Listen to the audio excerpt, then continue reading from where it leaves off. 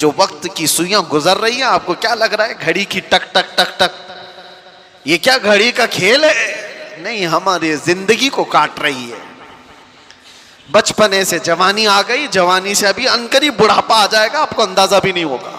और हम तो उस जमाने में जी रहे हैं जहां के मुतालिक मेरे आका सल्लल्लाहु अलैहि वसल्लम ने फरमाया था, कयामत के करीब तुम देखोगे साल महीनों की तरह गुजरेंगे, महीने हफ्ते की तरह गुजरेंगे, और हफ्ता दिन की तरह गुजरेगा, और दिन ऐसे गुजरेगा जैसे किसी बड़ी चीज को आग लगी और बुझ गई। क्या ये देख रहे हैं कि नहीं आप? आज साल महीनों की तरह गुजरते चले गए। रमजान अभी गुजारा था, रमजान आने के इंतजार में है। और आपको पता है यही महफिल यहां पर खड़े होकर साल भर गुजर गए। इस तरफ ताजुल मशाइख हुजूर अमीन मिल्लत तशरीफ फरमा, तो महफिल भी याद होगी। हमें तो लगता है कि वो चंद दिनों पहले की महफिल होगी, लेकिन मेरे अजीजों पूरे साल के कांटे गुजरते हुए 365 दिन मुकम्मल कर चुके। दिन इसी तरह से काटते हुए हमारी जिंदगी को जा रहे हैं, और अचानक वो दिन आएगा जब मलकुल मौत तुम्हारे घर पर दस्तक दे चुका होगा। और फिर जानते हो क़यामत के दिन एक सवाल होगा, जिन्होंने अपने दिन बर्बाद किए, वक्त ज़ाय किए। अल्लाह ताला कुरान में फरमाता, अवलम नुअम्मिरकुम मा यतज़क्करु फीहि मन तज़क्कर व जाअकुमुन नज़ीर फज़ूक़ू फमा लिज़्ज़ालिमीन मिन नसीर। क्या हमने तुझको उम्र नहीं दी थी, जिंदगी नहीं दी थी? इतनी जिंदगी मैंने तुमको नहीं दिया कि जिसमें तू नसीहत हासिल कर सकता था? अल्लाह फरमा रहा है, क्या मैंने तुझे इतनी जिंदगी नहीं दी कि जिसमें तू सुधर सकता था, अपने आप को संवार सकता था? और ऐसा नहीं कि तू खुद ही संवर सकता था, वजाअकुमुन नज़ीर, और तुम्हारे पास तो अल्लाह का डर सुनाने वाला रसूल भी आया था, फिर तुम नहीं बदले। क्यों? अल्लाह फरमाता है, फज़ूक़ू फमा लिज़्ज़ालिमीन मिन नसीर। अब जहन्नम का अज़ाब चखो, इसलिए कि जालिमों का यहां कोई मददगार नहीं। जालिम किसको कहा है? कौन है जालिम? जिसने अपनी जिंदगी के साथ जुल्म किया, उसने अपने वक्त को अपने हाथों बर्बाद किया, उससे बड़ा जालिम कौन है? हम अपने आप पर जो जुल्म कर रहे हैं मेरे अजीजों, अपने वक्त का जो जिया है, ये बर्बादी है अय्याशियों में। अल्लाह की पनाह, हमारी उम्रें भी इस तरह से गुजरती चली गई। मैं कुछ मशाइख और कुछ बुजुर्गों को जानता हूँ, आपके सामने मैं चंद मिसालें रख दूँ।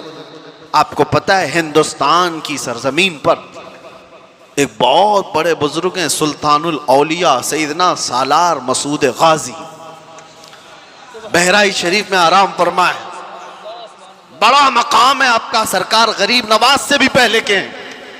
और मशाइख ने तो ये कहा है कि हिंदुस्तान की विलायत उनके आस्थाने से होकर चलती है। औलिया के सरदार गरीब नवाज रज़ियल्लाहु ताला अन्हु से भी तकरीबन 200 साल पहले के सालार मसूद गाजी। ये बात उनकी मैं क्यों कह रहा हूं? इतना बड़ा मकाम औलिया की जमात में आपने हासिल कर लिया, लेकिन जानते हो आप सालार मसूद गाजी की उम्र इंतकाल के वक्त 19 बरस की थी। वो सिर्फ 19 साल के थे। 19 साल के नौजवान को सुल्तानुल औलिया का लक़ब मिला। जिंदगी कैसी गुजारी! 19 साल में तो जवान यहां अभी ऐसे लगते हैं जैसे अभी दूध छोड़ा हुआ है, इसे कुछ खबर नहीं। और आपको पता है हिंदुस्तान की सरजमीन पर सबसे पहला लश्कर लेकर आने वाला मोहम्मद बिन कासिम किस लिए आया था? 10,000 का लश्कर लेकर सिर्फ इस्लामी बहनों की इज्जत बचाने के लिए आया था। राजा ताहिर सिंह एक जालिम बादशाह था, उसके गुंडों ने कुछ औरतों को कब्जा में लिया और उनका माल लूट लिया था। उन औरतों ने आवाज लगाई थी कि है कोई हमारा भाई जो हमारी मदद करे हिंदुस्तान से। तो उस वक्त कुछ अरब के ताजिर यहां पर तिजारत के लिए आए थे। उन्होंने ये मामला देखा तो वापस जाकर उस वक्त गवर्नर जो उस वक्त था हज्जाज बिन यूसुफ, उसके ज़माने में वो लोग वाक़या सुना रहे थे। तो उसी वाकया सुनाने के दौरान दरबार में ये नौजवान मोहम्मद बिन कासिम, जो भतीजा है गवर्नर का, गुजर रहा था। सुनकर उसे बड़ा शौक हुआ। फिर अपने चचा से कहा, चचा जान मुझे इजाजत दे, मैं हिंदुस्तान जाता हूं। कहा तूने देखा हिंदुस्तान? तकरीबन 4000 किलोमीटर दूर हिंद की वादियां देखा नहीं? उसने कहा अल्लाह की मदद आएगी, मैं लश्कर लेकर जाऊंगा। और वो आया भी। और उसके बाद राजा दाहिर सिंह को उसने मुखातब करके कहा था, मोहम्मद अरबी के शेर हैं हम, और हम मुकाबले के लिए आए हैं। उसके बाद 3 दिन की लड़ाई के बाद गुंडे भी, राजा भी, सब तितर बितर हो गए। उस मोहम्मद बिन कासिम ने पहली बार परचम इस्लाम लहराया था। और हमारी नई पंडितों की लिखी हुई किताबों में भी मोहम्मद बिन कासिम की तारीफ ऐसी लिखी गई है कि हमने किसी ऐसे जर्नेल को नहीं देखा जितने इंसाफ के साथ मोहम्मद बिन कासिम ने अपना परचम लहराया था। किसी पर जुल्म नहीं किया, मोहब्बतों के साथ लोगों में ईमान की दावत दी। सोचिए आप, मोहम्मद बिन कासिम जो अपनी बहनों की इज्जत के लिए, उसके सगी बहनें क्या हैं, तो दूर, इतने देश दूर रहने वाली पीड़िताएं, मजलूमाएं, इनकी मदद के लिए वो वहां से चलकर आया, जंग भी किया, बहनों को आजाद भी कराया, और साथ ही ईमान की दौलत भी तकसीम किया लोगों में। लेकिन उसका इंतकाल हुआ था, मोहम्मद बिन कासिम का 21 साल की उम्र थी। अपने गरिबान में झांक कर देखो, 21 से गुजरे हुए भी हम बहुत हैं। 21 साल की जवानी में जो इतना बड़ा कदम उठाकर आया हो, उसके पास वक्त की कदर और कीमत थी। ये वो लोग हैं जिन्होंने दुनिया में तारीख रकम कर दी। 21 साल में वो तो दुनिया से जा चुका। मेरे अजीजों, मोहम्मद बिन कासिम अपनी बहनों की, और वो भी सगी नहीं, आहो बुका को सुनकर बर्दाश्त ना कर सका और वहां से आ गया। यहां पड़ोस की बहनों की इज्जत लूटी जाती है, किसी के कानों पे कुछ नहीं होता। क्यों? सेल्फिश हो गए, हमें कोई चीज जगाती नहीं है। नौजवानों, आज तो हालात ये है कि हमें ये तो पता होता है किसके घर की बेटी भाग गई, लेकिन ये नहीं पता होता कि किसके घर में भूखा सो रहे लोग, किसका बाप अपनी बेटी की शादी के लिए तरस रहा है, ये खबर कहां होती है। नौजवानों ने अपनी जिंदगियां किस लिए रखी हैं। मैं मोहम्मद बिन कासिम की बात आई है तो आपसे कह रहा हूं, अरे 21 साल की जवानी में तुम तो आज बाइक राइडिंग के लिए इस्तेमाल कर लेते हो, और अक्सर तो ऐसे कि इन नौजवानों ने सिर्फ फैशन के लिए जवानी को इस्तेमाल करना शुरू किया। मेरे उस्ताद गिरामी फरमाया करते कि हुजूर सरकार मुफ्ती आजम हिंद रदी अल्लाह ताला, आपकी उम्र 90 साल के ऊपर हो चुकी थी। हुजूर मेरे उस्ताद अल्लामा बहाउल मुस्तफ़ा साहब अदाम अल्लाह इक़बाल फरमाते, सरकार मुफ्ती आजम हिंद रहमतुल्लाह ताला अलैह के पास हम बैठते, 90 साल की उम्र में वो कहते थे कि मुझे पता ही नहीं चला मेरी जवानी कब आई और कब गई। ये बात वो बंदा कह सकता है जिसने जवानी के मजे नहीं चखे हों। ये वो कह सकता है जिसने जवानी के अंगारों से लुत्फ ना उठाया हो। वो फरमाते मुझे खबर ही नहीं कि कब जवानी आई और कब चली गई। बुढ़ापे में लोग सुधर जाते, मस्जिदों की तरफ आ जाते, ये अलग मसला है, लेकिन जवानी के वक्त कोई ये कहे मुझे खबर ही नहीं हुई जवानी की, वो बहुत अजीम लोग हैं। मेरे अजीज़ों, नौजवानी जो अल्लाह के नबी सल्लल्लाहु अलैहि वसल्लम ने तुम्हें फरमाया, गनीमत जानो बुढ़ापा आने से पहले, सेहत को गनीमत जानो तुम्हारी बीमारी से पहले, अपनी तमंगरी को, अपनी मालदारी को गनीमत जानो भिखारी होने से पहले, मोहताजी आने से पहले, फक्र आने से पहले। और हुजूर पाक सल्लल्लाहु ताला अलैहि वसल्लम ने यह भी फरमाया, वक्त को गनीमत जानो कब्ल फिराग का, यानी तुम्हारे पास आज जो वक्त, आज अल-फिरागतु कब्ल मशगूलियत, यानी तुम्हारे मशगूल होने से पहले किसी चीज में तुमको ऐसा बिजी कर दिया जाएगा कि तुम्हें खबर भी नहीं होगी। आज खाली वक्त है तो उसमें कुछ कर जाओ। जिक्र और अज़कार की ये जो महफिलें हैं, ये इन्वेस्टमेंट है तुम्हारा। बाद में शायद हो सकता है किसी ऐसी चीज में लग गए, वक्त ही नहीं मिलता। कितने ऐसे लोग हैं, मैं आपको बताऊं, सैयदना यहया अलैहिस्सलाम, अल्लाह के नबी आधी रोटी खाते थे रोजाना और रात भर खड़े होते थे, रात भर इबादत करते थे। एक दिन आप खाना खा रहे थे तो आधी रोटी से ज्यादा पौनी रोटी खा लिया, पूरी नहीं, पाव और ज्यादा खा लिया। रात को जब इबादत के लिए खड़े हुए तो आधी रात को आपको नींद आने लगी और आप सो गए। फजर में उठे तो रब तबारक व तआला की तरफ से निदा आई, ऐ यहया, पाव रोटी ने तुझको मुझसे दूर कर दिया। आधी खाते थे और पूरी रात खड़े होकर मुझसे मुनाजात करते थे, ज्यादा रोटी ने तुम्हें थका दिया या फिर सुला दिया। मैं आज ये कह रहा हूं, कितने ऐसे नौजवान जो हमारे साथ मुसलसल पाबंद सलात थे, नमाजें पढ़ते थे, कुछ ऐसे अयाम आए कि वो दिखते ही नहीं। फिर वो महफिलों में भी सरे महफिल बैठने वाले हाजिर बाश लोग, पूछा गया कहाँ हो, दिखते ही नहीं। कहा क्या करूं, जॉब से टाइम ही नहीं मिलता, क्या करूं, बिजनेस ऐसा हो गया है कि वक्त ही नहीं मिलता। इसीलिए अल्लाह के नबी सल्लल्लाहु अलैहि वसल्लम ने फरमाया, तुम्हारे पास जो आज वक्त है, तुम्हारे मशगूल होने से पहले इसको गनीमत जानो। कभी कभार बंदा ऐसी चीज में मशगूल हो जाता है कि उसे कुछ नहीं हासिल करने को मिलता। और वो नौजवान जो अभी शादी से पहले के हैं, क्या जिम्मेदारियां हैं तुम्हारे ऊपर, शादी हो जाने दो, फिर देखो क्या क्या चीजें अचानक सर पर पड़ जाती।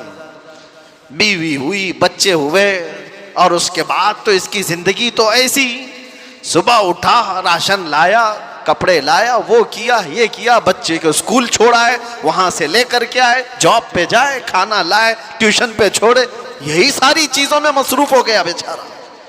और पहले इतना मसरूफ नहीं था, और ये मसरूफियत बढ़ती जाती है। तिजारत में जब कोई कदम रखता है, मैं नहीं कहता कि तिजारत हलाल नहीं, बहुत अच्छी चीज है, लेकिन आदमी को यह हमेशा याद रखना चाहिए, जैसी वो कदम आगे बढ़ाता जाता है, उसका जो खाली वक्त अल्लाह ने दिया था वो अब मशगूल होता चला जाएगा। और मशगूल अगर अच्छे कामों में हो जाए तो क्या कहने हैं, लेकिन दुनिया ने अगर उसको मशगूल कर लिया तो जो उसके पास थोड़ा बहुत वक्त मिलता था वो भी खत्म हो जाएगा।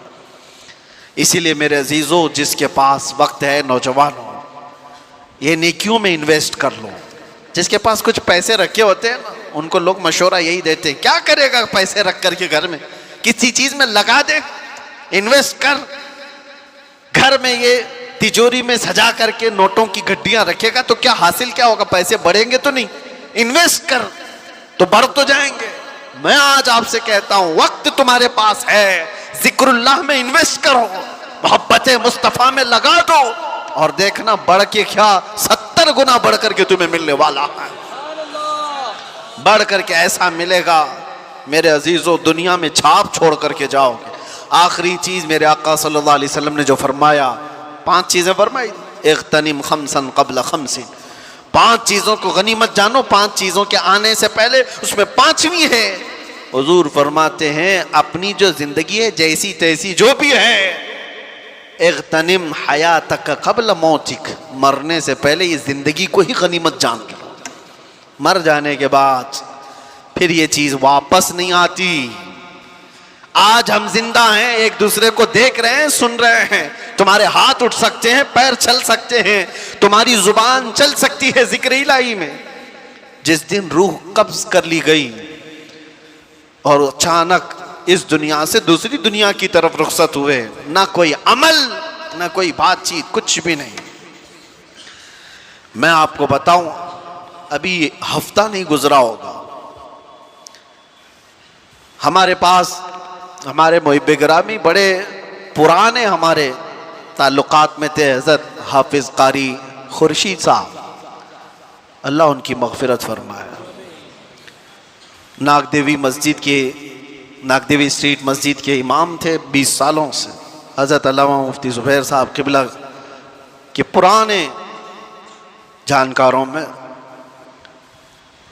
मुझसे अक्सर मिलने के लिए वो आए रात को और बहुत देर तक बैठे।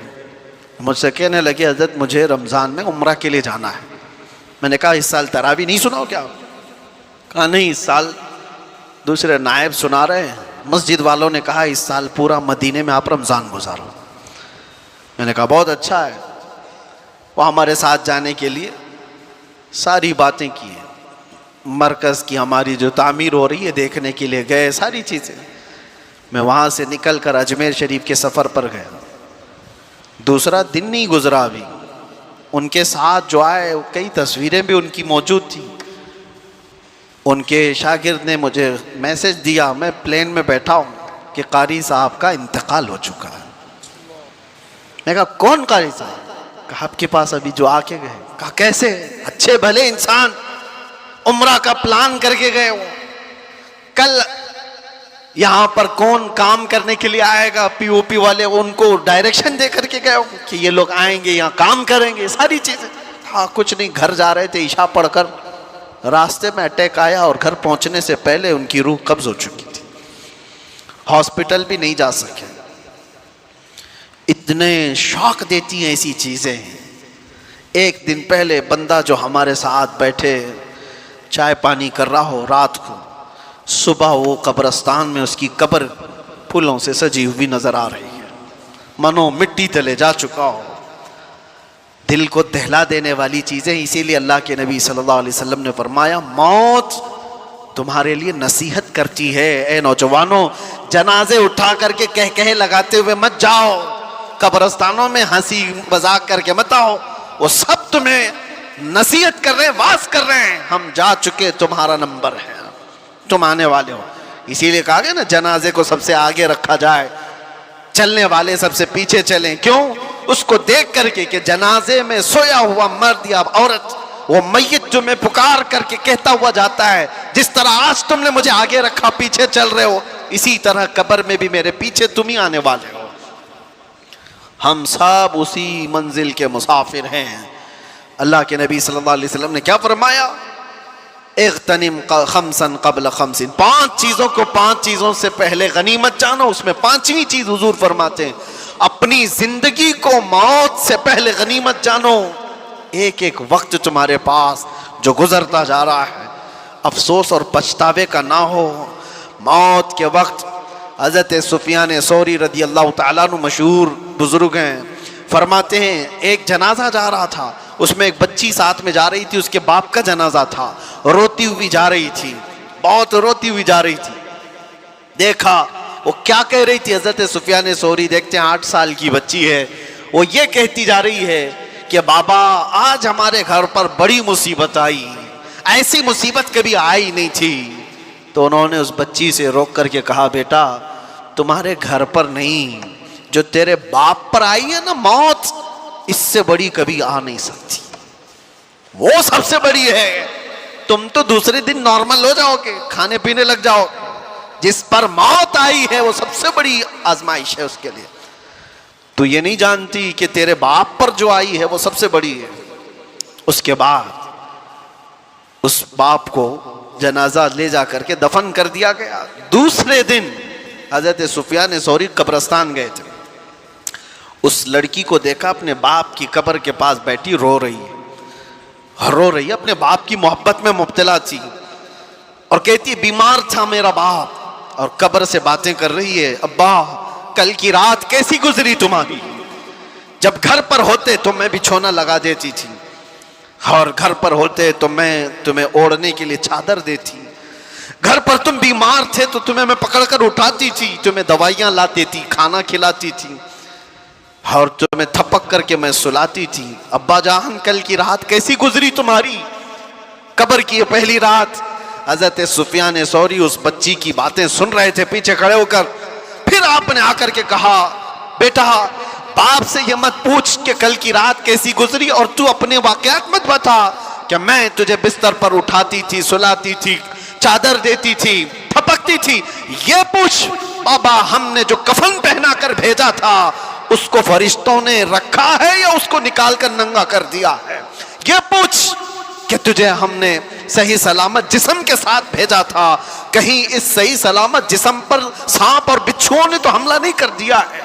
ये पूछ अपनी बाप से। खाने पीने की चीजें, दवाइयों की चीजें हो गई, खत्म हो गई। अब कब्र में दवाइयां नहीं पूछी जाएंगी, खाना पीना और बिस्तर और ओढ़ना नहीं पूछा जाएगा।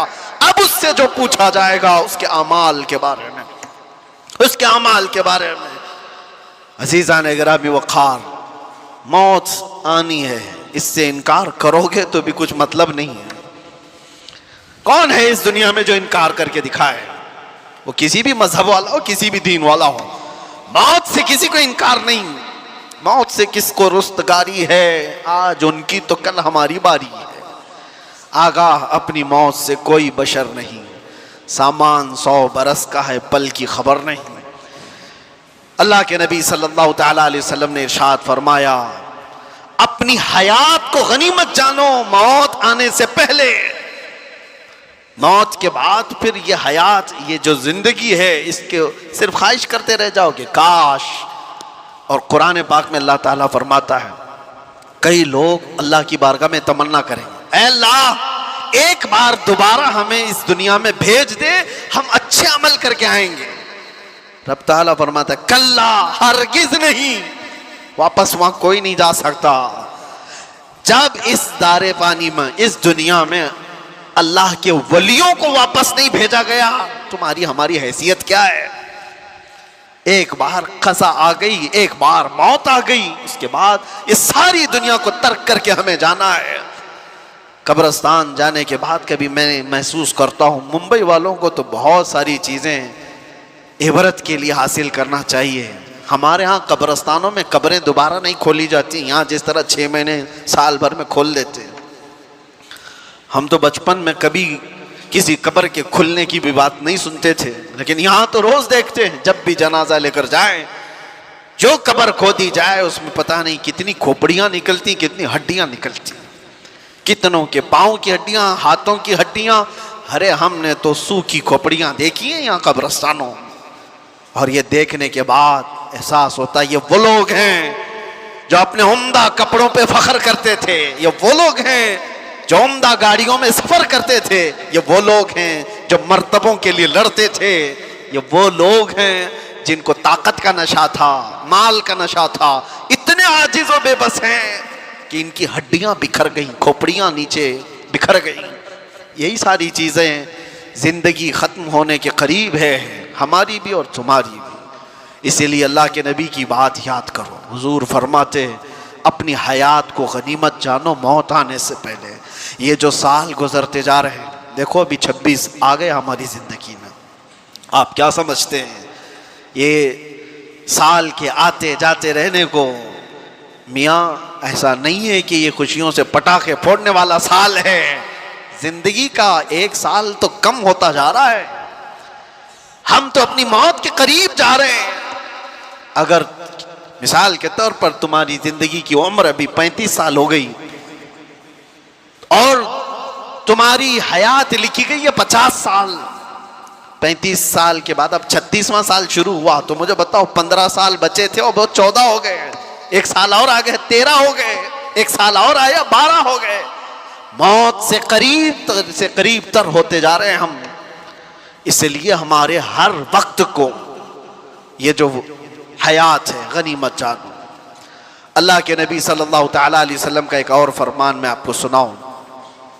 रसूल पाक सल्लल्लाहु तआला अलैहि वसल्लम इरशाद फरमाते हैं कि इंसान की जिंदगी इतनी मुख्तसर है, इतनी मुख्तसर है कि क़यामत के करीब जो आने वाले हालात हैं उसके मुतालिक हुजूर फरमाते हैं, बच्चे जवान लगेंगे, जवान बूढ़े नजर आएंगे। मतलब क्या है? ये वो जमाना है जिसमें बच्चे ही जवान दिख रहे हैं अब, और जवान जो है वो बूढ़े दिख रहे हैं।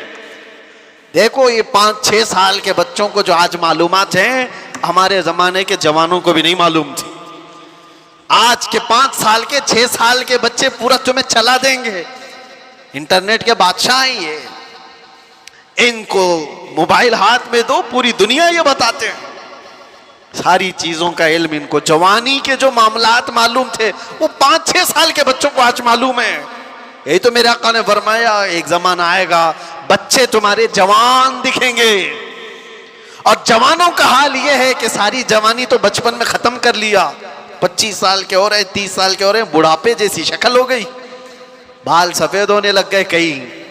कई लोगों की जिंदगियां देखी हमने, 30 साल के बाद रिटायर्ड होते दिख रहे हैं, घर नहीं चल पा रहा है, ताकत जवाब दे रही है। अरे 30-40 साल की उम्र में लटक गए। बहुत सारी ऐसी जिंदगियां, ये कयामत के करीब हम उस जमाने में जी रहे हैं।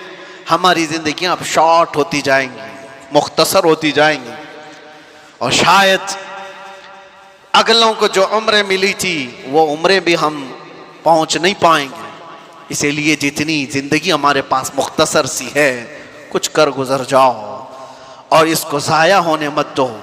अजीज़ा ने गिरामी वक़ार, अब मैं बातों को समेटते हुए उन औलिया कामिलीन, अच्छा एक बात मैं बताना भूल गया,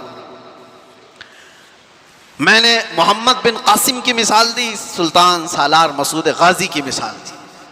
यहां खड़ा हूं तो मैं आपको एक बात बता दूं, ये जो मस्जिद है ना, मदनपुरा सुन्नी बड़ी जामा मस्जिद, इस मस्जिद को बनाने वाले जो हाजी आदम सिद्दीक, नाम इसी नाम से मस्जिद है, ये खानदान है।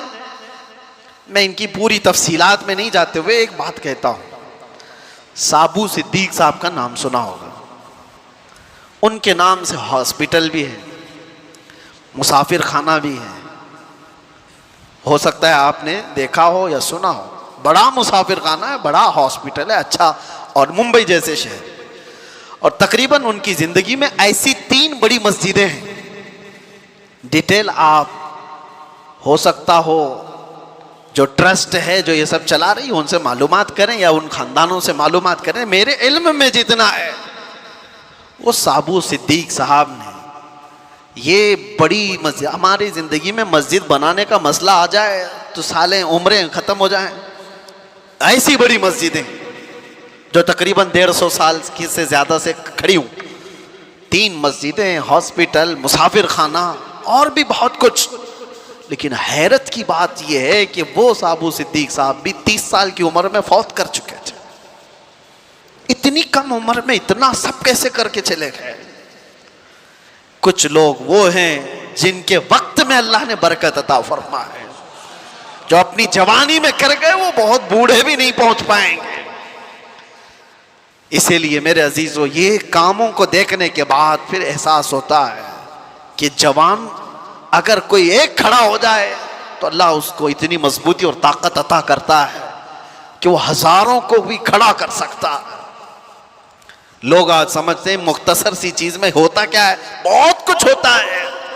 आपको पता है पूरी दुनिया में इश्क, मोहब्बत और इश्क रिसालत का चर्चा जो हो रहा है, और बहुत सारे आशिक होंगे, लेकिन बरेली के आशिक का मामला ही अलग है। इमाम अहले सुन्नत इमाम अहमद रजा खान फाजिल बरेलवी, अपनी जिंदगी में उन्होंने 1000 से ज्यादा किताबें लिखी, 1000 से ज्यादा किताबें लिखी, और उनका नातिया दीवान देखो, हदायके बख्शिश हल करने में उम्र लग जाएगी। अल्लामा शारे बुखारी मुफ्ती शरीफुल हक अमजदी रहमतुल्लाह अलैह फरमाते हैं, आला हजरत की किताबें तो छोड़ो, आला हजरत की किताबों के जो नाम है ना, वही सही पढ़ के दिखाए दे तो मेरे नजदीक आलिम है। खाली नाम सही से पढ़ के दिखा दे। जो आला हजरत ने किताबों के नाम रखे, नाम भी ऐसे रखे, अगर उन नाम का अदद आप निकालेंगे तो जिस साल में किताब लिखी गई उसी साल का ही अदद निकलेगा। अगर उन्होंने किताब 1320 में लिखी है तो 1320 के अदद से जो नाम आता है वही नाम की किताब रखी। फतावा रज़विया का नाम अल अताया नबविया फिल फतावा रज़विया, इसके अदद निकालेंगे तो आपको पता चल जाएगा फतावा रज़विया किस साल में लिखी गई। पूरी किताबों के नाम उन्होंने इस तरह रखे हैं। और आपको बताऊं, आला हज़रत इमाम अहले सुन्नत फाजिल बरेलवी जो कंजुल ईमान तर्जुमा कुरान दे गए, नातिया दीवान और मसाइल फिक़ा में पूरा एक इंसाइक्लोपीडिया पूरी उम्मत के लिए। लेकिन उम्र कोई उनकी 90 साल की थी, 63 साल की उम्र में वफात कर चुके थे। तो ये तो आज की नॉर्मल सी उम्र है। उसकी वजह यह है कि एक वक्त का हिस्सा भी उन्होंने जाया नहीं किया। आला हजरत जानते हो मुफ्ती कब बने थे? पहला फतवा उन्होंने 14 साल की उम्र में दिया। सुभान अल्लाह। 14 साल की उम्र में वो मुफ्ती बन चुके थे और 8 साल की उम्र में मीलादे मुस्तफा पर 2.5 घंटे तक उन्होंने बयान किया था दलाइल की रोशनी में। जब बंदा अपने वक्त का इस्तेमाल करता है तो अल्लाह तबारक व तआला उसके वक्त में बरकत भी अता फरमाता है। और जिन्होंने सिर्फ जाया किया है, बर्बाद किया है वक्त, उनका वक्त और भी बर्बाद होता चला जाता है। वक्त को गनीमत जान। यहाँ तलबा भी होंगे, कुछ लोग बच्चे मेरे सुन रहे हों, मैंने देखा है हिफ्ज़ कुरान करने के लिए वो रट्टा मार रहे, दिल लगा ही नहीं है। अगर तुमने शौक से नहीं पढ़ा इस कुरान को, मेरे सामने एक मिसाल है, 9 साल में भी हाफिज नहीं बना, 10 साल में भी हाफिज नहीं बना। और कुछ वो है, खुद मेरे सगे भतीजे 4.5 महीने में हाफिज कुरान बन चुके थे। कुरान अल्लाह तबारक व तआला जो तुम्हें अता किया है, उन तलबा से भी मैं कह रहा हूं वक्त जाया किए जा रहे हो। 3 साल 5 साल हो गए, तुम्हें क्यों एहसास नहीं होता कि बहुत जल्दी तुम्हारी उम्र बढ़ती जा रही है? कितने ऐसे मेरे अपने ज़माने में देखा, तालीम को छोड़ दिया, पूछने पर ये बताया कि शादी की उम्र हो गई, अब क्या पढ़ेंगे। कहा फिर इतने साल ज़ाया क्यों किए कि शादी की उम्र आ गई तुम्हारी? जल्दी जल्दी पढ़ लेते, बहुत कुछ हासिल कर लेते। तलबा से भी मैं कहता हूँ वक्त गुजारते हुए, टाइम पास करते हुए अपने मदारिस में इसी तरह से रहोगे तो कुछ नहीं बन पाओगे। अपने वक्त को गनीमत जानो, टारगेट सेट करो। मुझे 2 साल में ये करना है तो मुकम्मल करना है, मुझे 5 साल में पूरा आलिम बनना है तो बनकर निकलना है। अपनी जिंदगी के औकात को जब तक आप मुतय्यन नहीं करोगे तब तक फिर आपका ये वक्त आपको खाता जाएगा। एक और मैं आपको मशहूर बात बता करके जाता हूँ। मैंने अपने पढ़ने के ज़माने में पलंग के ऊपर ही लगा लिया था कि फरमाया गया हासिबू क़ब्ल अन तुहासबू, हदीस पाक है, तुम अपना हिसाब मुकम्मल कर लो इससे पहले कि तुम्हारा हिसाब लिया जाए। तुम अपना हिसाब कंप्लीट रखो कि तुम्हारा हिसाब लिए जाना है। यकीन है कि नहीं है सबको? इक़्तरब लिन्नास हिसाबुहुम वहुम फी गफ़लतिन मुअरिदून। अल्लाह फरमाता है लोगों के हिसाब का वक्त करीब हो चुका, लेकिन ये गफलत में मुंह फेरे हुए जी रहे हैं। वक्त करीब आ चुका हमारा। खैर, ये सारी बातों के बाद आओ मेरे अजीज़ों, कुरान में आप देखें वक्त की अल्लाह ताला ने कहाँ कहाँ कसम याद फरमाई। वक्त अगर ये नेमत नहीं होता तो अल्लाह ताला यूं नहीं फरमाता वद्दुहा वल्लैलि इज़ा सजा। दुहा किसको कहते हैं? चाश्त का वक्त है। लैल किसको कहते हैं? रात का वक्त है। वन्नहारी इज़ा तजल्ला, और दिन की कसम जब वो अपनी रोशनी फैलाए। वल्लैलि इज़ा यग़शा, रात की कसम जब वो छा जाए। अल्लाह कसम याद फरमा रहा है, कोई हल्की चीज नहीं है ये। दिन की कसम, रात की कसम, चाश्त की कसम, वल फज्र व लयालिन अश्र, फजर की कसम। अल्लाह ताला वक्त की कसम याद फरमा रहा है। एक एक वक्त इतना अजीम है कि अल्लाह कसम याद फरमा रहा है। तुम क्या समझो कि ये वक्त इसे गुजारने के लिए दिए गए? इन वक्तों में इनको गनीमत जानो और इनमें अपने आमाल खैर करके इन्वेस्ट करो, इनमें इन्वेस्ट करो। और जो बात मैं बताने जा रहा हूं, वक्त असल है क्या चीज, उसको समझ लो, सारी गुत्थियां सुलझ जाए। वक्त है क्या? वक्त को आज तक कोई पकड़ सका नहीं? पकड़ सके, लेकिन पकड़ सकते हैं, पकड़ सकते हैं। वक्त पर अपना कमान बना सकते हो। वक्त को पकड़ने का मतलब क्या है? इसको घेर के नहीं रखने की बात कर रहा हूं। वक्त ऐसा कि अगर तुम इसकी बारीकी को समझ गए तो हर जमाना तुम्हारा है, हर वक्त तुम्हारा है। तुम कभी बूढ़े ही नहीं होगे, हर जमाना जवान है। वो क्या चीज है? वक्त है क्या चीज? तुम तो 31st नाइट के इंतजार में हो, अपने बर्थडे के इंतजार में हो। मेरा बर्थडे आ रहा है 20 जुलाई, 20 अप्रैल, 20 अगस्त, पकड़ने का है उसको, वक्त को पकड़ना है, उसके इंतजार में हो। तुम तो इन दिनों की तारीख को समझ रहे हो कि ये वक्त है। वक्त ये नहीं, वक्त है मोहम्मद रसूलुल्लाह की जात। लौह भी तू, कलम भी तू, तेरा वजूद अल किताब, गुंबद आबगीना रंग तेरे मुहीत में हिबाब। हुजूर पाक सल्लल्लाहु तआला अलैहि वसल्लम की जात अगर वो वक्त नहीं होती तो कुरान यूं नहीं कहता वद्दुहा, चाश्त की कसम। मतलब क्या है? मुफस्सिरीन ने फरमाया दुहा चाश्त के वक्त को कहते, नाश्ते का वक्त जो सूरज निकलता है तो कैसी शिवाएं होती उसकी, वो जलाने वाली नहीं होती, वो तपिश वाली नहीं होती, वो ठंडी रोशनी होती है। और सुबह की रोशनी हड्डियों को मजबूत भी करती है। और अल्लाह ताला अपने महबूब के चेहरे को वो वक्त से तशबीह देते हुए फरमा रहा है, महबूब का चेहरा ऐसा है जैसे सुबह की रोशनी हुआ करती है। सुबह की रोशनी से तशबीह दी गई। मैं जो बात कह रहा हूं वक्त को पकड़ने की, जो रसूलुल्लाह की जात को थाम लिया, हर वक्त उसका है, हर जमाना उसका है।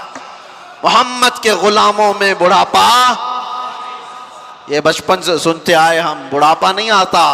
आला हजरत हर महफिल में आज भी जवान है। वजह क्या है? वक्त की नफ्स को पकड़े हुए आला हजरत वो बात करते थे मोहम्मद रसूलुल्लाह की, वो बात करते थे रूहे कायनात की। उन्हें पता था कायनात का पूरा वक्त ही रसूलुल्लाह है। यही तो बात है मेरे अजीजों, वक्त किसी से थमा नहीं और थम भी नहीं सकता। लेकिन आपको पता है इसी महीने में एक रात आने वाली है जिसको हम लैलतुल इसरा वल मिअराज कहते हैं। शबे मेराज आने वाली, हम रजब के महीने में हैं। इस महीने की एक रात 26वीं रजब और 27वीं शब क्या हुआ था?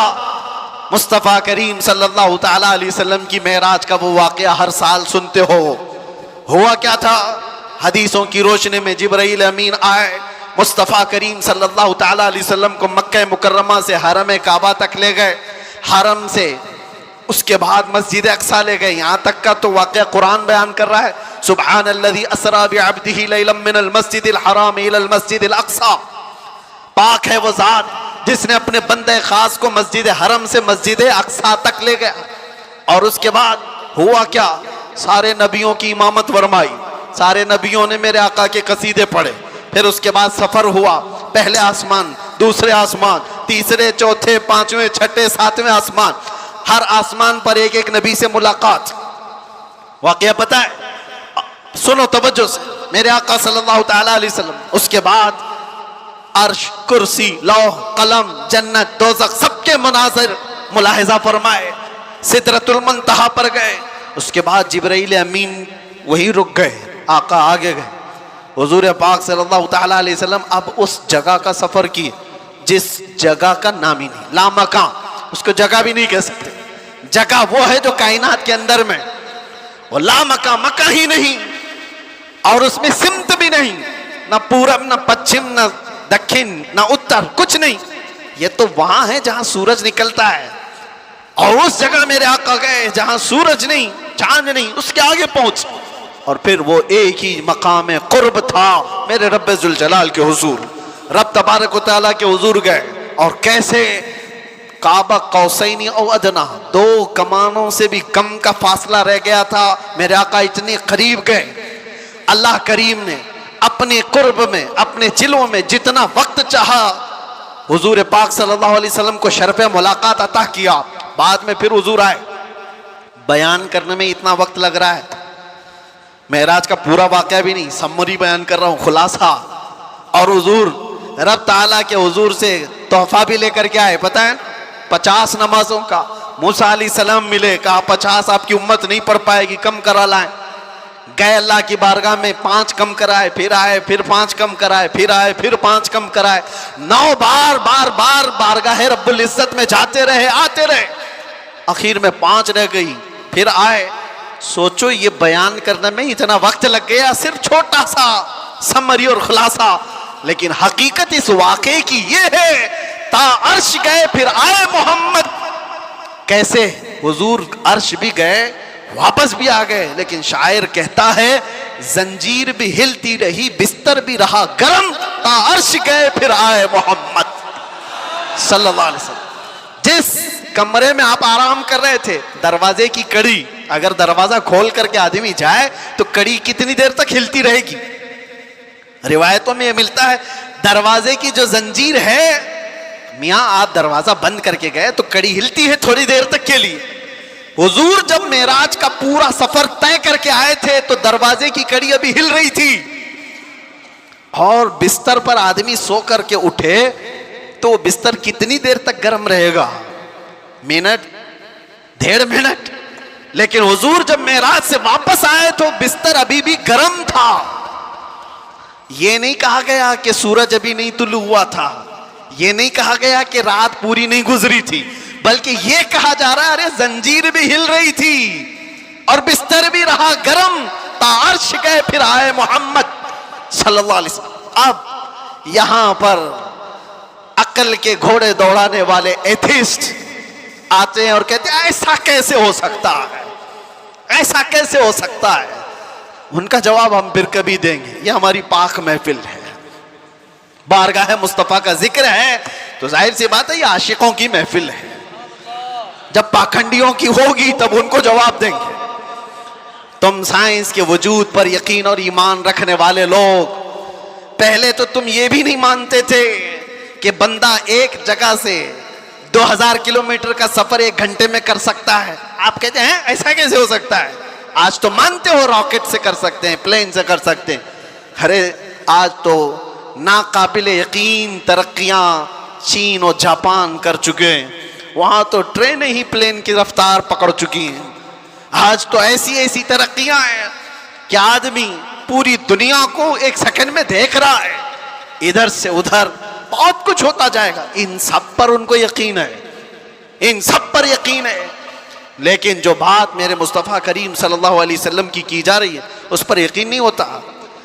उनको जवाब अकल से देना होता है, इसलिए ये महफिल अलग है, अकल से देंगे। आज मैं आपसे कहता हूं ये सारी बातें अगर तुम्हारे जहन में आती हैं कि ऐसा कैसे हो सकता है, इतने शॉर्ट टाइम पर ये सारा वक्त कैसे मैनेज हो सकता है। बाज लोग इसको टाइम ट्रैवल भी कहते हैं, यानी वक्त को घेर देना और बहुत कुछ काम हो जाना। अल्लाह तबारक व तआला वक्त का मालिक है, वो जिसके लिए चाहे वक्त को फैला दे और जिसके लिए चाहे समेट दे। और अब मैं जो बात बताने जा रहा हूं, मैंने क्या कहा था? वक्त रसूलुल्लाह की जात। मैंने ये जुमला कहा, सुनिए, मेराज का ये सारा सफर एक छोटी सी मिसाल में मैं दे दूं, एक छोटी सी मिसाल में। घड़ी लगी है, सामने लगी है, 12:30 बज रहे, हम 25 से अभी 26 में आ गए। घड़ी चलती है, उसके अंदर बैटरी होती है, पता है ना, सेल लगे होते हैं, बैटरी लगी है और कांटे चल रहे हैं। बाकी उस घड़ी का थोड़ी ना कमाल है। उस घड़ी से अभी 12:30 बज रहे हैं, कोई उतार करके मेरे पास दे दे, मैं उसकी बैटरी निकाल लूं और अपने पास रख लूं। उसमें 12:30 से 1 मिनट भी आगे जाएगा, घड़ी वहीं रुकेगी। ठीक है, मैं उस बैटरी को 1 घंटा, 2 घंटा, 4 घंटा, 6 घंटा अपने पास रखूं। 6 घंटे के बाद मैंने वापस उस घड़ी में बैटरी डाल दी। घड़ी क्या 6 घंटे आगे से चलेगी या जहां रुकी थी वहीं से चलेगी? 12:30 जहां बजे थे वहीं से चलेगी। एक छोटी सी मिसाल है मेरे अजीजों, तुम क्या समझते हो? मुस्तफा की जात रूहे कायनात है, जाने कायनात है। मुस्तफा की जात जाने कायनात है, रूहे कायनात है। मेराज की शब रब ताला ने रूहे कायनात को, कायनात की जान को अपने पास बुलाया था। अब पता नहीं 100 साल रखा, 200 साल रखा, 500 साल रखा, पता नहीं हजारों साल रखा, लेकिन जान को जब वापस कायनात में भेजा तो वक्त जहां थमा था वहीं से चल पड़ा। नारे तकबीर, नारे रिसालत, जश्न ईद मिलादुन नबी, लब्बैक इसीलिए मैंने कहा वक्त रसूलुल्लाह की जात है। वो अगर थम गए तो कायनात थम गई, वो अगर आ गए तो कायनात चल पड़ी। इसी को हमारा इमाम अपने अशार में यूं गुनगुनाते हुए कहता है, वो जो न थे तो और वो जो ना हो तो, जान है वो जहान की, जान है वो जहान की, जान है वो जहान की, और जान है तो जहान है, जान है तो। हाँ, अगर वो ना हो तो फिर कुछ ना हो। इसलिए मेरे अजीजों, वो ज़ात अक़दस कायनात का वक्त है। इसीलिए हमने देखा जो रसूलुल्लाह को थाम लिया वो पूरे वक्त का बादशाह हो गया। हर वक्त उसका है, हर वक्त उसका है। हम तो बहुत छोटे लोग हैं, बहुत छोटे लोग हैं। मैं अपने जमाने के जितने मशाइख और उलमा हैं उनके तलवों की गर्द के बराबर नहीं हूं, लेकिन मैंने अपनी जिंदगी में तजुर्बा करके देखा, दुनिया मुझे पहचानती है तो मेरे मुस्तफा के कदमों की नौकरी की सदके, नामों से रिसालत की बात पर, हुजूर की इज्जत पर अगर मुझ जैसा नाहंजार आदमी इस जात की इज्जत पर बात करे तो गोया कि उसने वक्त को पकड़ लिया है। सुभान अल्लाह, वक्त को पकड़ लिया है। और वक्त को ऐसा पकड़ा कि सुबह भी भीड़ है, दोपहर में भी भीड़, रात को भी भीड़। और ये मैं अपनी तारीफ में नहीं कह रहा, इसीलिए मैं एक जुमला अक्सर कह करता हूं, उनकी बात करो हर दिल पे राज करो। वक्त वो है मेरे अजीजों, 24 जाए, 25 जाए, 26 जाए, जिंदगी भी चली जाए, लेकिन अल्लाह तुम्हारा नाम मुर्दा होने नहीं देता। हाँ, एक बात याद रख लो, जो पटाखे उड़ाने वाले थे उनकी भी उड़ गई, और जो मेरे मुस्तफा का परचम बुलंद करते रहे, दुनिया उनको 1000 टुकड़ों में भी काट दे, लेकिन उनका नाम अल्लाह ताला बच्चे बच्चे की जुबान पर जिंदा रखता है। क्या हमारे जमाने से, हमारे दौर में इमाम शरफुद्दीन बूसीरी खत्म हो गए? क्या सादी शिराजी खत्म हो गए? क्या हमारे जमाने में हाफिज शिराजी, मुल्ला अब्दुल रहमान जामी खत्म हो गए? ये वो लोगों की बात मैं कर रहा हूं जो दरबारे रिसालत के कसीदा खां लोग थे, हुजूर की तारीफ में, मदह सराई में मगन रहने वाले लोग थे। इसीलिए मेरे अजीजों, मैं एक बात कहता हूं, मेरे आने से पहले मुझे इस्लाह के लिए भी करना था। जाहिर सी बात है, हमारा पूरा जलसा रिकॉर्ड होगा, कल को इसको अपलोड करेंगे कि क्लिप काटेंगे, लोग उस पर एतराज़ात की बौछार और उस पर अपना तमाशा अलग, जो कुछ भी होता है। लेकिन वजाहत के साथ कहता हूं, नाजिम साहब, आपने मुझे बुलाने से पहले बहुत सारा वक्त बर्बाद किया उस वजह से कि हम नहीं हैं इस महफिल की तारीफ करने के लायक। इतना वक्त अगर मेरे मुस्तफा की तारीफ करते तो रहमत के फरिश्ते उतर रहे होते। सुभान अल्लाह, बारगाह मुस्तफा में लब्बैक लब्बैक लब्बैक या रसूल अल्लाह, लब्बैक लब्बैक लब्बैक या रसूल अल्लाह, लब्बैक लब्बैक लब्बैक या रसूल अल्लाह, लब्बैक लब्बैक लब्बैक या रसूल अल्लाह, लब्बैक या रसूल अल्लाह। बारगाह रब्बुल इज्जत में दुआ यही है कि रब तबारक व तआला ऐरे गैरे नत्थु खेरे के लिए जुबान खुलने से बचाए।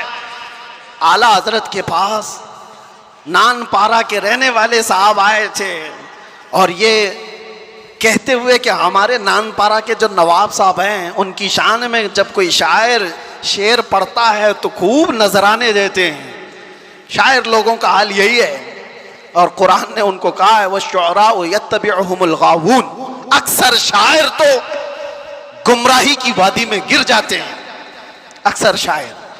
लेकिन बारगाह मुस्तफ़ा के शायरों की बात नहीं है ये, दुनिया की मदद सराई। मैं इसलिए कह रहा हूं, मियाँ आप बुरा ना समझे, बहुत सारे नाजिम का मतलब समझते हो, अनाउंसर जो हमको बुलाने के लिए भी होते हैं, इसकी जरूरत भी नहीं महसूस होती, कौन नहीं पहचानता हमको। सीधे आप मेरा नाम लेकर पुकारते, वैसे भी ये लोग नारे लगाते। ना हमको आसमान पर चढ़ाने की जरूरत और उसके बाद फिर गिराने की जरूरत। दुनिया पहचानती है तो वक्त मुख्तसर नाम ले, हम तो अपने अलकाबात के भी कायल नहीं हैं। मैं कह रहा हूं, आला हजरत के पास साहब आए और उन्होंने कहा कि आप बहुत अच्छे शायर हैं मौलाना अहमद रजा खां, एक मनकबत या एक नज्म हमारे नवाब साहब के लिए भी लिख दीजिए, मैं जाकर के सुनाऊंगा तो बड़े नजराने मिलेंगे। आला हजरत कलम के बादशाह। अरे मियाँ, अल्लाह ने वो दौलत अता की थी, वो दौलत अता की थी। मोहसिन काकोरवी साहब एक बड़े शायर थे, आला हजरत के पास वो एक कसीदा लिख करके लाए थे। किस चीज का कसीदा? मेराज का कसीदा, हुजूर के मेराज का कसीदा। उसमें काशी, गंगा जल सबका जिक्र था। उन्होंने इस्तिआरा के तौर पर अशार लिखे थे, काशी से चला जानुबे मथुरा, इस तरह के अशार। आला हजरत ने 2 शेर सुने, उसके बाद कहा मोहसिन साहब रुकिए, असर का वक्त हो गया, नमाज के लिए जाएंगे। असर की सुन्नतें पढ़ी। अब सुन्नत और फर्ज के बीच में कितना वक्त रहता है? असर की सुन्नत और फर्ज के बीच में उतने ही वक्त में कसीदे मेराज आला हजरत ने लिख लिया। सुभान अल्लाह। और असर की फर्ज नमाज के बाद आए और कहा कहाँ है काकोरवी साहब, सुनिए मैंने भी लिखा है। मोहसिन साहब ने कहा आपने कब लिखा? कहा असर की सुन्नत और फर्ज के बीच जो वक्त मिला था उसमें मेरे जहन में जितने आए मैं सुना दूं। सुनाने लगे। वो सरवरे किश्वरे रिसालत जो अर्श पर जलवागर हुए थे, नए निराले तरफ के सामा अरब के मेहमान के लिए थे। जियाएं कुछ अर्श पर आई कि कंदीलें सब झिलमिलाई। हुजूर खुर्शीद क्या चमकते, चिराग मुंह अपना देखते थे। पूरे मेराज का वाकया कैसे लिखा? वही है अव्वल, वही है आखिर, वही है जाहिर, वही है बातिन। हुजूर के बारे में क्या कहते हैं? वही है अव्वल, वही है आखिर, वही है जाहिर, वही है बातिन। अब सुनो पूरे मेराज का वाकया। आला हज़रत कहते हैं उसी के जलवे, उसी से मिलने, उसी से उसकी तरफ गए थे। सुभान अल्लाह। उसी के जलवे, उसी से मिलने, उसी से उसकी तरफ गए थे। पूरे अशार सुनते रहे काकोरवी साहब, खत्म ही नहीं हो रहे हैं। आला हज़रत ने, जानते हो ये कसीदे मेराज 4 शेर, 6 शेर, 8 शेर का नहीं, पूरे 168 अशार लिख दिए थे। सुभान अल्लाह। जिसको कादिरुल कलामी इतनी हो, जिसको अल्लाह ताला ने, जिंदाबाद जिंदाबाद आला हजरत, जिसको अल्लाह ताला ने इतनी कादिरुल कलामी अता की है अशार की जुबान पर, तो वो जब कलम चलाए तो क्या नहीं कह सकता। नानपारा वाले साहब से भी कहा ठीक है कलम चलाता हूं। वो नवाब साहब की शान में लिखवाने आए थे, बरेली का इमाम लिखने लग गया वो कमाल हुस्न हुजूर है कि गुमान नक्श जहां नहीं, यही फूल खार से दूर है, यही शम्मा है कि धुआं नहीं। या रसूल अल्लाह तेरे आगे यूं है दबे लचे फुसहा अरब के बड़े बड़े, कोई जाने मुंह में जुबान नहीं, नहीं बल्कि जिस्म में जान नहीं। करूं तेरे नाम पे जान फिदा, न बस एक जान दो जहां फिदा, 2 जहां से भी नहीं जी भरा, अरे करूं क्या करोड़ों जहां नहीं। आला हजरत लिखते गए किसकी शान में? बारगाह मुस्तफा में। आपको पता है एक शेर की तशरीह करने में 4 घंटे लग सकते हैं। वो कमाल हुस्न हुजूर है। आला हजरत कहते हैं हुजूर का हुस्न ऐसे कमाल का है कि गुमान नक्श जहां नहीं, यानी बुराई का गुमान भी जिसमें नहीं है, ऐसा हुस्न है। यही फूल खार से दूर है। वैसे तो तुम झूम जा रहे हो, समझे कि नहीं क्या पता। यही फूल खार से दूर है। आला हजरत कहते हैं अरे हुजूर की जात ये ऐसा फूल है जिसमें कांटा ही नहीं। हक है। यही फूल खार से दूर है। और जो भी चिराग देखो धुआं देता है कि नहीं देता। और आला हजरत कहते हैं यही वो शम्मा है कि धुआं नहीं। वाह वाह वाह, सुभान अल्लाह सुभान अल्लाह। धुआं तकलीफ पहुंचाता है और मेरे आका की शम्मा ऐसी है यहाँ धुआं नहीं निकलता, परवाने आकर जान देते हैं। सुभान अल्लाह। यही शम्त ही नहीं चीजों पर भी वो कमांड हासिल कर चुका है। जानते हो दरियाए नील सूख जाता था हर साल, मिस्र का एक दरिया है, लेकिन जब इस्लाम वहां आया, अम्र बिन आस एक सहाबी हैं, मिस्र फतह हो गया, तो वहां मिस्र के जो जाहिल लोग थे क्या करते थे, 16 साल की जवान खूबसूरत लड़की को जुलूस में घुमाते थे और ला करके उसको ज़बह कर देते थे। दरिया नील में उसकी बलि चढ़ाई जाती थी और फिर उनका अकीदा ये था कि दरिया का पानी ऊपर आ जाता था। और होता भी था, जब एक लड़की की बलि चढ़ाई जाती तो पानी ऊपर आ जाता था। हर साल का रिवाज था। लेकिन जब इस्लाम आया, दरिया सूखने लगा, तो लोगों ने आकर के अम्र बिन आस रज़ी अल्लाह अन्हु से कहा, हमारा तो मामूल है कि हम एक 16 साल की जवान लड़की को जुलूस में लाकर ज़बह करते हैं, तब ये दरिया नील का पानी मौजे मारेगा। उन्होंने कहा, हरगिज़ मैं तो इसकी इजाज़त नहीं दे सकता। कहा, तो फिर सारे प्यासे मर जाएंगे, पानी की शदीद किल्लत हो जाएगी। अम्र बिन आस ने, जानते हो, खत लिखा किसको? अमीरुल मोमिनीन उमर इब्न खत्ताब रज़ी अल्लाह अन्हु। नाम सुनते ही रोंगटे खड़े हो जाते हैं जी, सच बताता हूं। खत आया तो आपने पढ़ करके हालात का मुशाहिदा किया, फिर क्या किया जानते हो? उमर इब्न खत्ताब रज़ी अल्लाह तआला अन्हु ने जो हल बताया वो बहुत अलग है। 2 खत लिखे, एक हज़रत अम्र बिन आस को कि तुमने जो लोगों से कहा वो बिल्कुल सही कहा, इस्लाम इसकी इजाजत नहीं देता, किसी की बलि चढ़ाना, किसी की जान लेना, किसी का खून बहाना, तुमने जो किया वो सही है। और हजरत उमर ने कहा, एक और खत मैं लिख रहा हूं दरिया नील के नाम पे। वाह वाह। आज तक आपने सुना कोई दरिया को भी खत लिखा हो? सुना है? हाँ, अगर सुना हो तो सिर्फ मोहम्मद अरबी के गुलामों ने किया है। बेशक, सुभान अल्लाह सुभान अल्लाह। आज के बैठे हुए 1400 साल बाद के कुत्ते मोहम्मद अरबी सल्लल्लाहु तआला अलैहि वसल्लम की शरीयत को नोच खाने की कोशिश करते हैं। इन्हें पता भी नहीं, ये इस्लाम को ऐसे अंदाज में बयान करके लोगों में शक व शुबा पैदा करने की कोशिश करते हैं। ये इस तरह के कितने आए, कितने चले गए, कितने आए लोग आज बैठ करके इस्लाम को खत्म करेंगे, मुसलमानों का कत्ल करेंगे, क्या क्या। आज भी मैं देख रहा था पाखंडी तलवारें बांट रहा है, कोई चाकू चुरियां बांट रहा है। तुम उनको तलवारें दिखा रहे हो जो 1400 साल से करबला सुनते आ रहे हैं। सुभान अल्लाह। ये चीजें पुरानी हो गई, पुरानी हो गई। ये सब चीजों से डर और खौफ का माहौल नहीं ला सकते। इस्लाम था, इस्लाम है, इस्लाम रहेगा। मैं कहता हूं उन्होंने पढ़ा नहीं, इस्लाम को पढ़ा नहीं। मेरे आका के गुलामों ने दुनिया की रीत रिवाज को, तूफानों की, आंधियों के रुख को कैसे मोड़ दिया था। हजरत उमर इब्न खत्ताब ने दूसरा खत लिखा दरियाए नील के नाम पे, दरियाए नील के नाम पे। अरे दरिया है, क्या लिख रहे हैं? बिस्मिल्लाहिर्रहमानिर्रहीम। ऐ दरियाए नील, उमर इब्न खत्ताब रसूलुल्लाह का गुलाम तुझसे कहता है, अगर तू अपनी मर्जी से बहता है तो तेरे पानी की हमें हाजत नहीं, अगर अल्लाह की मर्जी से बहता है तो उमर तुझे हुक्म देता है कि अभी बह जा। वाह सुभान अल्लाह। खत में लिखा और उसके बाद दोनों खत गए, एक अम्र बिन आस का था, एक दरियाए नील का था। हजरत अम्र बिन आस ने अपना खत पढ़ा, फिर दरियाए नील के नाम जो खत था वो ला करके दरियाए नील में डाल दिया।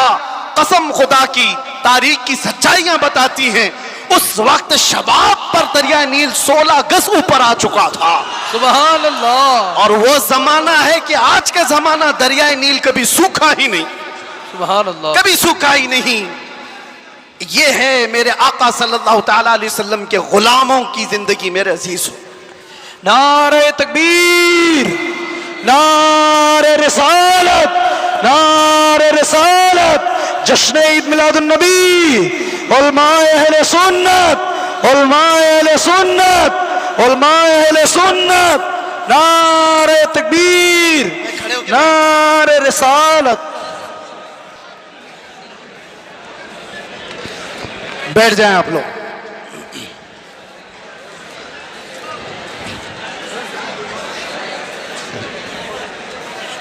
हो गए बस,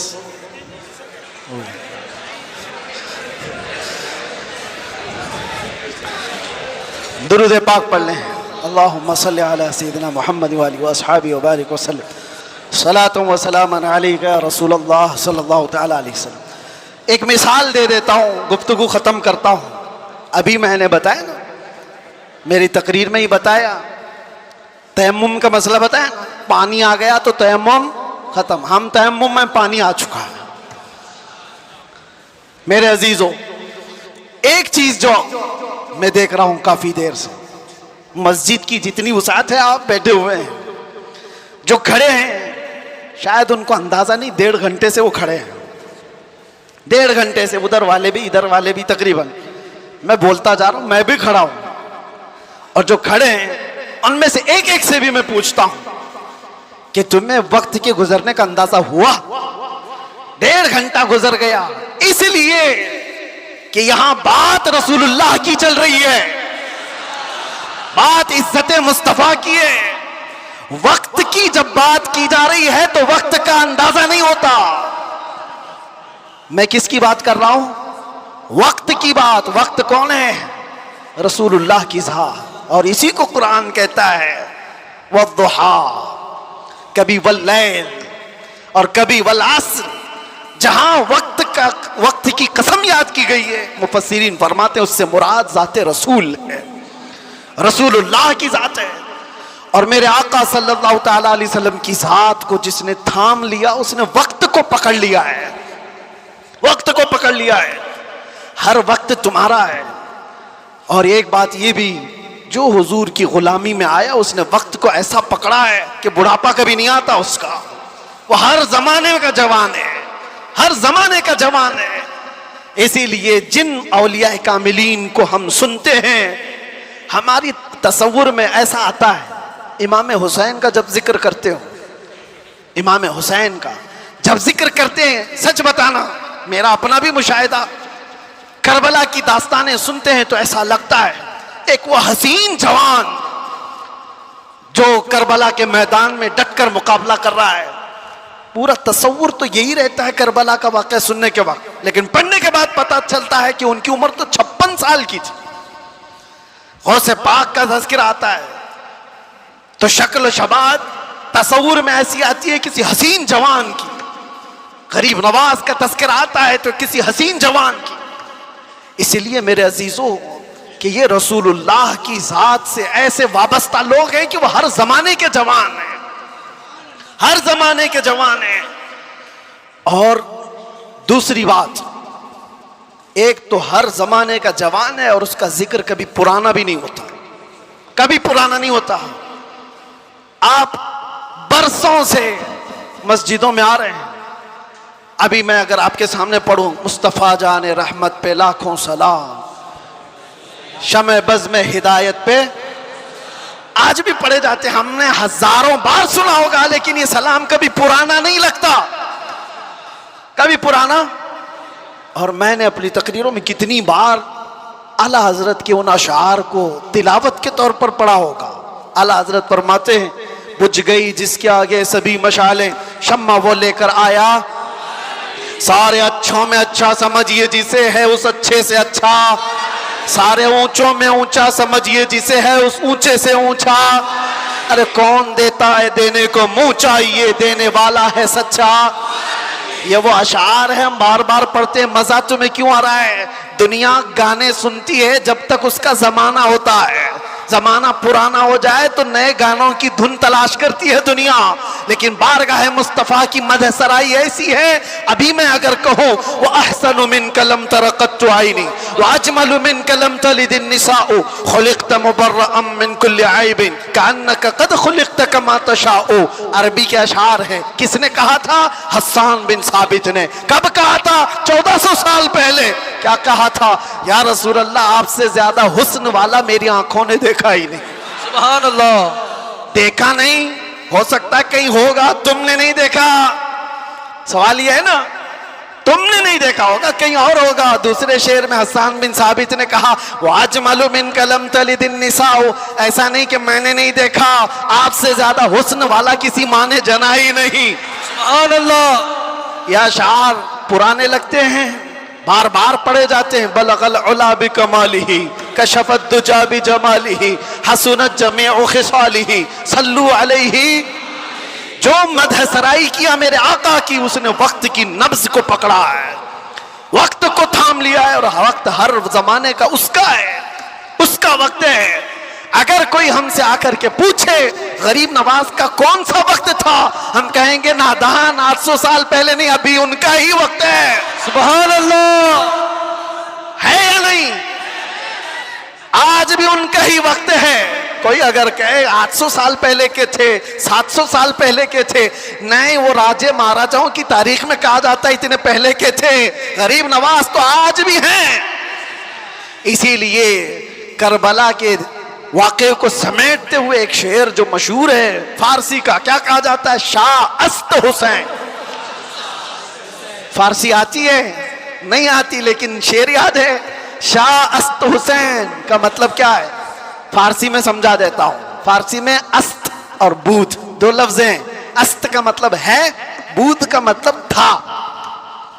समझ में आ रहा है? अस्त का मतलब है और बूध का मतलब। शेर देखो आप, शाह अस्त हुसैन, बादशाह है हुसैन। या ये कहा जा सकता था शाह बूध हुसैन, बादशाह था हुसैन। नहीं, वो बादशाह कोई और था होगा, लेकिन हुसैन बादशाह। शाह अस्त हुसैन, बादशाह। अस्त का लफ्ज आया है। शेर कहने वाले ने यही कहा कि बादशाह है। एक तो शाह है और एक बादशाह है, दोनों में फर्क है। शाह सुल्तान को कहते हैं, बादशाह सुल्तान बनाने वाले को कहते हैं। दोनों है हुसैन। अस्त का लफ्ज बता रहा है कि वो हमेशा, उस हर जमाना उसका है, हर वक्त उसका है। जो बात मेरे मुस्तफा की किया, जो वक्त को थाम लिया, हर जमाना उसका, हर वक्त उसका। इसलिए तुम इस नुक्ते को समझ जाओ। और इसीलिए आखिर में मैं ये कहूंगा, आला हजरत ने जाते जाते हमें ये समझाया था, जो इस नुक्ते को समझ जाएगा। एक गारंटी आपको बताता हूं, एक गारंटी, बहुत सारे मुसलमानों को ये तो खौफ होना ही चाहिए। आज हम हैं, अल्लाह ने हिदायत पर रखा, मौत का क्या पता कि किस हालत में आएगी। जाएंगे दुनिया से, ईमान होगा, इस्लाम होगा या नहीं होगा, क्या पता। कोई गारंटी लेगा किसी की? कोई नहीं, किसी की कोई गारंटी नहीं। औलिया इकराम इस बात से डरते भी थे, आखिरी वक्त कैसा आएगा पता नहीं। अरे कितने तो ऐसे हैं, बोलते हैं हम तो तैयारी में हैं, जब वक्त आएगा तो कलमा पढ़ लेंगे, निकल जाएंगे। क्या पता तुम ऐसी हालत में गए, कोमा में, जुबान हिलने की भी ताकत नहीं रह गई। क्या पता उस वक्त कैसे हादसात हो जाए, मुसीबतें, और तुम तकालीफ से घबरा करके पता नहीं इनकार कर दो। ऐसी चीजें हमने देखी हैं, इसलिए किसी को पता नहीं। लेकिन एक बात है, आला हजरत फरमाते हैं, एक गारंटी है, दुनिया से तुम जब जाओगे तो इस्लाम के साथ जाओगे। वो चीज मैं दे करके जाता हूं, वो है वक्त को थाम लेना। आला हजरत फरमाते हैं, एक चीज है, अगर वो करते रहोगे तो दुनिया से ईमान के साथ ही जाओगे। वो क्या है? उन्हें जाना, उन्हें माना, उन्हें जाना, उन्हें माना, ना रखा गैर से काम। होगा क्या? लिल्लाहिल हम्द, मैं दुनिया से मुसलमान गया।